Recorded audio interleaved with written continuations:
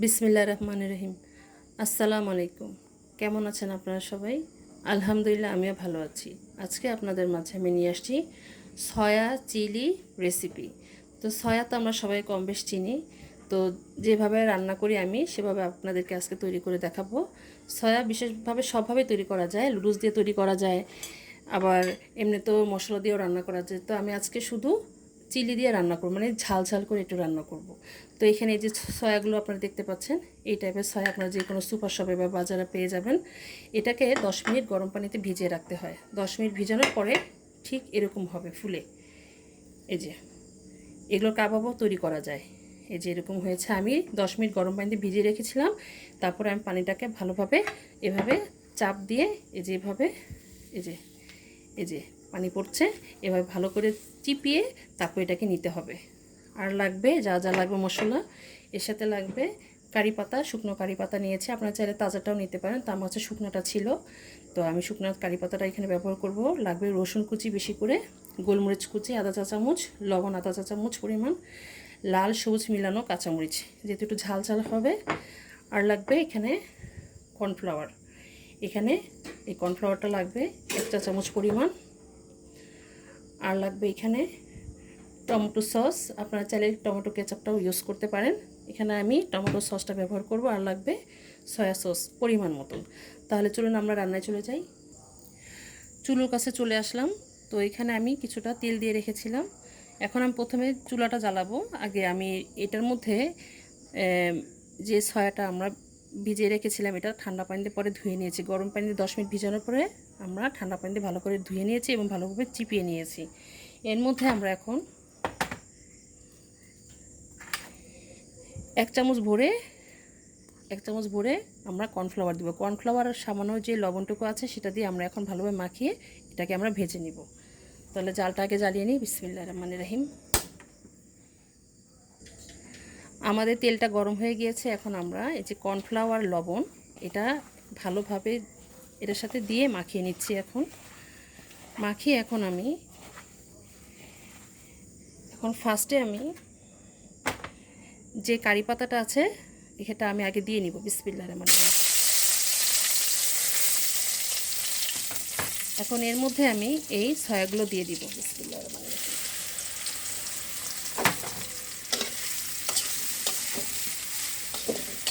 জালটা বাড়িয়ে দিলাম। এটা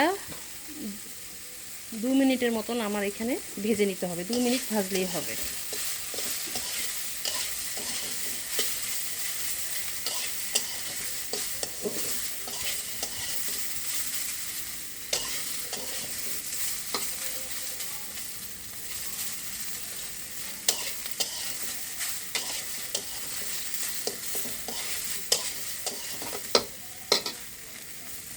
আমাদের এটা ভাজা হয়ে গিয়েছে। এখন আমি এটাকে নামিয়ে দিব।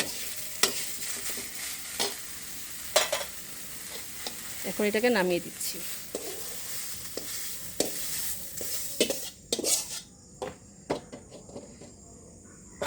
এখন সামান্য পরিমাণে তেল দিয়ে দিব।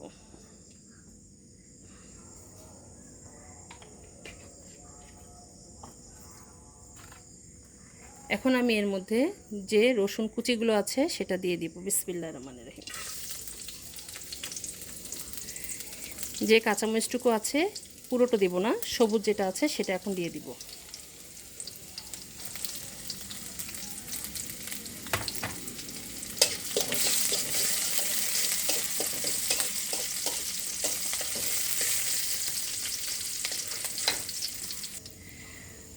এখন আমাদের রসুনটা সামান্য একটু ভাজা হয়ে আসলে আমি আরেকটা কথা বলতে ভুলে গিয়েছিলাম। আপনারা চাইলে এর মধ্যে সবুজ ক্যাপসিকাম, হলুদ ক্যাপসিকাম সেটা ব্যবহার করতে পারেন।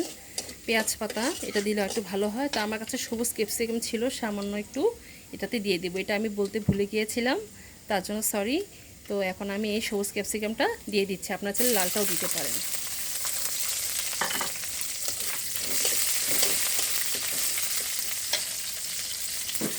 এখন এর মধ্যে আমি সসগুলো দিয়ে দিব।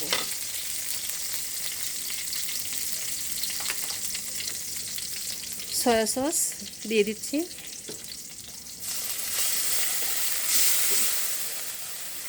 সয়া সসটা একটু বেশি দেওয়ার চেষ্টা করবেন, যেহেতু সসের কারণে টেস্টটা বাড়ে, যে সয়া যেটা সেটার মধ্যে টেস্টটা বেড়ে যায়। এখন দিব টমেটো সস।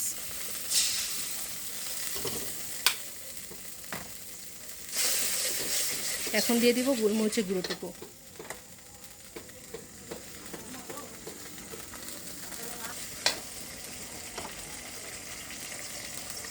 এখন আমি গোলমরিচের গুঁড়োটুকু দিয়ে দিলাম।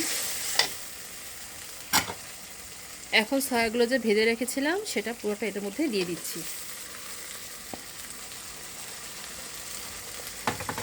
এখন হাই ফ্লেমে এটাকে আমি ভালোভাবে নেড়ে দিব।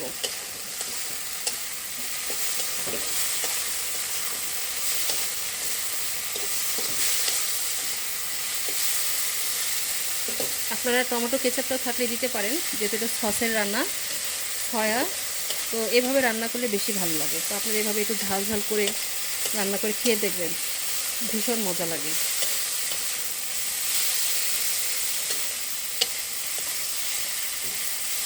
সয়ার কাবাবও বানানো যায়, আবার সয়া দিয়ে তরকারি রান্না করে খাওয়া যায়, যে যেভাবে রান্না করতে পারে। তো আমার কাছে এইভাবে রান্না করতে ভালো লাগে।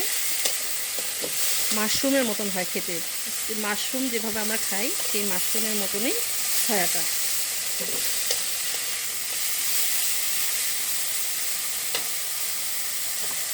এখন শেষে আমি এই কাঁচামরিচ যে কাটা লালটা রয়ে গেছে, লাল সবুজ, সেটা দিয়ে দিচ্ছি।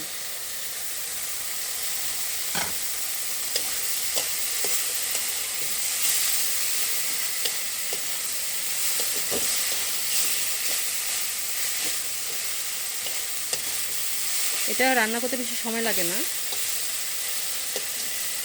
এটা রান্না হয়ে গিয়েছে, আর চুলায় রাখবো না, এখন চুলাটা বন্ধ করে দিন। চলুন আমরা পরিবেশনে চলে যাই।